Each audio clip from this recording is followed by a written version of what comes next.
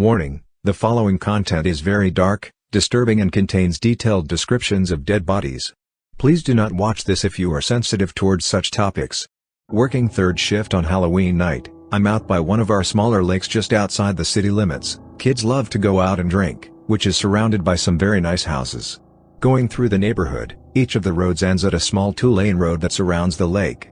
I'm slowing to the stop sign and already starting to look to my right to make the turn, when my headlights start tracing the rock wall that surrounds the lake. I catch something out of the corner of my eye, in one of the large trees that dots the walk path.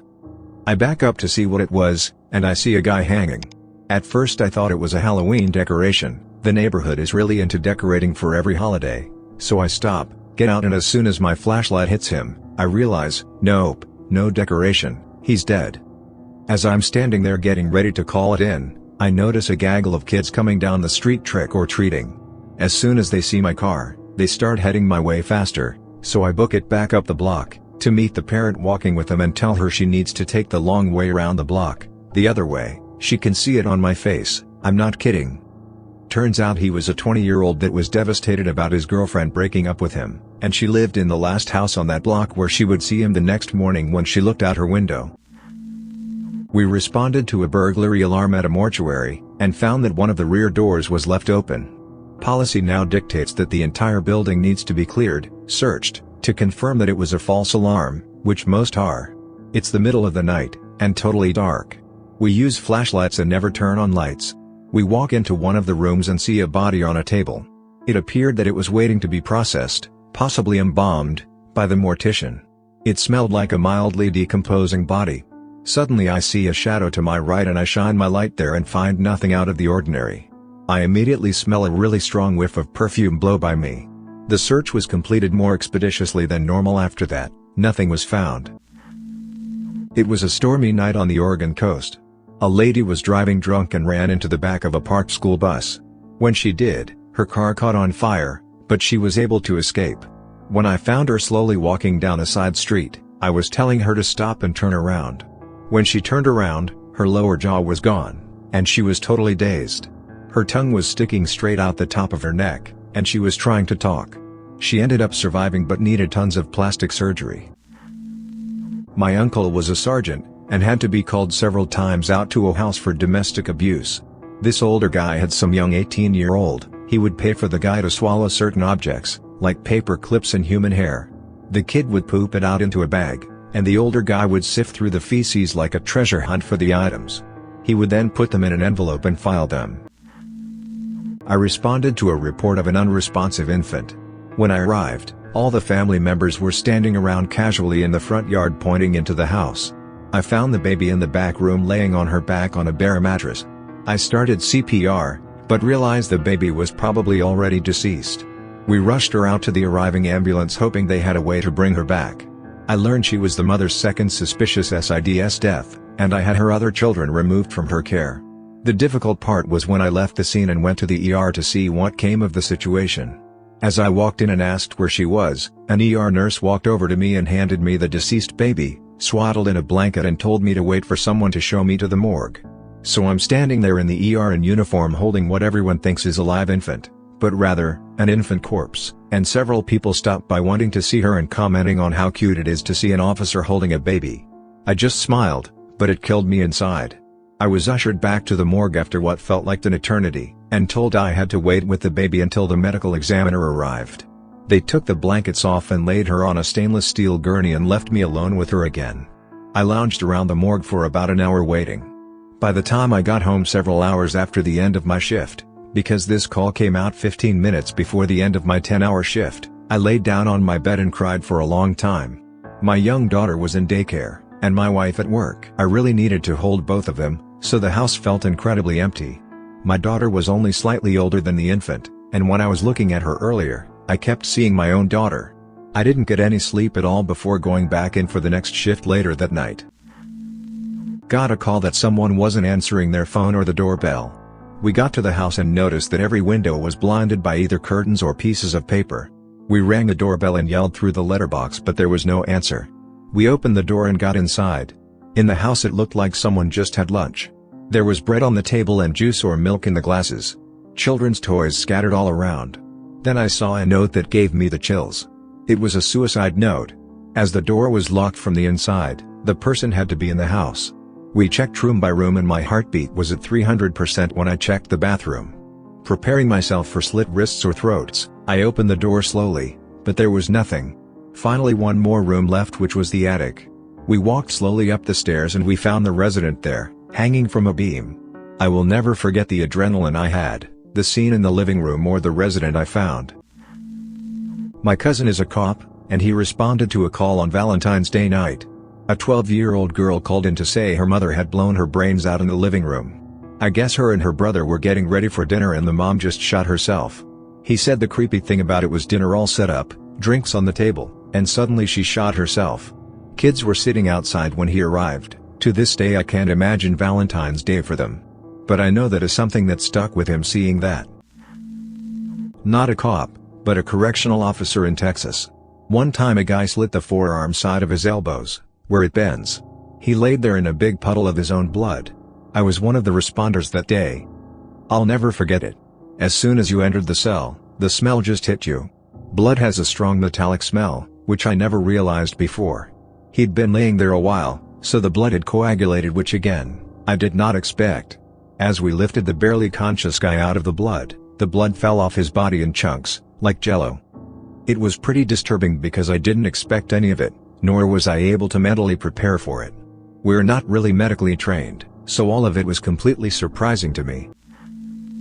Not a cop myself, but my dad is, and I asked him this one time. He told me it was when he went to this one house, because a woman had called and said that men were breaking into the house.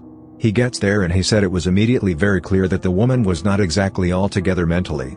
He said she kept mumbling things and was very jumpy and skittish, not to mention that every single wall of her house apparently had at least 6 or 7 crosses on it, if not more.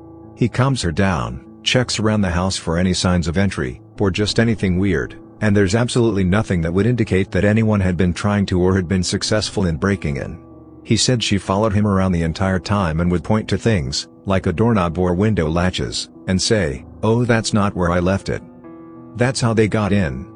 He said the whole thing was fairly eerie, considering he was at this woman's house in the middle of the night, surrounded by crosses and listening to her mumble on about random crap. To make her feel better, he did a sweep of the whole house to see if there was anyone else inside, which there wasn't. He said the one thing that made it creepy for him was the fact that every few minutes she'd say something like, "Oh, they're here again," or, "He's right behind us, I can feel it." Ex-cop. I worked in a high-tech task force agency conducting computer forensics investigations. Lots of child porn. Lots. Anyways, we were doing a multi-agency search warrant sweep in large metro area in California. We serve a search warrant for distributing and possessing child porn at a residence in a semi-decent area, and the suspect fit the prototypical Hollywood child molester look. He lived with his disabled wife, no kids, and she had mobility issues, mostly stayed downstairs, and had not been upstairs for years. We go upstairs, and this guy has a legitimate masturbation station set up in one of the bedrooms that had an outside padlock on it. It was dark, the windows were covered, and he had baby dolls with their a-holes cut out all over the room and some of their mouths cut out for impromptu baby sex doll. Some of the heads were removed and scattered on the floor. This guy had serious issues. Got called to assist ambulance at an address because they were struggling with a woman who'd had an apparent seizure. We got there and she's this tiny skinny little Singaporean lady who's being held down on the floor by a paramedic. She's hissing and struggling against her, and repeatedly trying to bite the paramedic. Her eyes are all black and red, no white. It takes me, 200 pounds, my partner for the evening, around 180 pounds, plus 3 paramedics to hold her down. All the time she's struggling and trying to bite with veins popping out of her neck. She's looking past us at the corner of the room screaming at something that isn't there, telling it not to kill her and us. Her husband, who seems weirdly unfazed by the whole thing, tells us this has been happening since she last went to Singapore and got sick after visiting a holy site. Usually her sister has to stop it by putting this powder on her forehead in a cross, but unfortunately she's out of the country. In the end she was taken to hospital for a mental health assessment by the paramedics. I often wonder what the outcome was but have no way of finding out, unfortunately. Are we accepting, not me but a cop I know, stories? My cousin is on in a major city. Apparently 911 got a call from a 6-year-old claiming vehemently that there was a zombie outside of his house on the street. So a patrol car swings around to see what's up. Turns out a tweaker on meth gouged out his own eyes, had blood dripping down from the empty sockets, and was stumbling around blindly with his hands stretched out in front of him. Turns out the kid was telling the truth. For some reason, the suicides always hit me the hardest. I had a good friend that killed himself in high school, so suicide is a touchy thing not just for everyone but especially for those who have personal experience with it. I've seen 3 suicides by gun, 2 hangings, and a handful that did it intentionally by using drugs of some sort or other methods. Long story short, guy shot himself in his garage with a .357 Magnum. I have a pretty strong stomach, thankfully because of experience, but I believe I accidentally stepped on a piece of his eye. When I cleared the call I went straight to the locker room and cleaned the bottom of my boots for a good 40 minutes. I repeated the cleaning process at home, too. Now sure, that's not exactly creepy, just disturbing. But here's this one. We get a call from the hotel off the interstate. Employees went to clean a room and found a note on the bathroom door, which was closed and locked. It read, "Don't come in. Call 911. So the front desk did just that. We get there and she shows us the room. We try knocking on the bathroom door. No answer. We weren't even sure if there was someone in there or not. The on-site manager told us we were allowed to force entry into the bathroom. She was concerned because none of the employees ever remember the guest checking out. My partner gets the door open, and it was like something off of a horror movie. Guy was in the tub, completely naked, knife on the floor, just next to the tub. Cuts on his wrists, and the absolute worst thing was the blood inside of the tub. I've never seen so much blood in my 10+ year career. His face was pale white and it appeared as he was frowning. He didn't appear to be breathing. Call a medic, my partner says. I just look at him and say, no. Dude's dead. I'm not touching him. You can check if you want, but we need to get our supervisor, an EVT, and detective here. I could recognize a dead guy when I saw one. I get the manager, who is having a legit panic attack, to calm down and head back down to the desk while we deal with this. Called for another car and told dispatch to contact our evidence technicians and a detective, when I hear my partner screams and exclaim, "Oh effing crap." I run back over there and he's wide-eyed staring at the body. He just moved. That guy is alive, man. He moved. What are you talking about? He has a effing pulse. It's faint as hell but he has it. His leg moved under the water when I tried checking for it. Sure enough, I put on my big boy undies and could barely feel a pulse on this guy. Medic called, and they rushed him to the ER. Turned out he did the cutting just minutes before the cleaning maid found the note, so surprisingly he barely lived. From a post I made a few weeks ago. I was called out to negotiate with a 17-year-old female who had barricaded herself in a bathroom with multiple knives and scissors. She'd done it right too. SWAT ended up going through the sheetrock wall. She wouldn't talk with me at all but had multiple graphic conversations with her mother, who committed suicide 3 years earlier, and her dad, who's serving lots of years in prison for sexually abusing her. When SWAT pulled her out, she had completed multiple circumcisions on herself with the scissors, completely cut her nipples off, and had sodomized herself multiple times with multiple steak knives. The kicker was, she was talking the whole time and her tone or volume never changed. The pain never bothered her. Or, more likely, she never felt it. The human mind is scary as hell.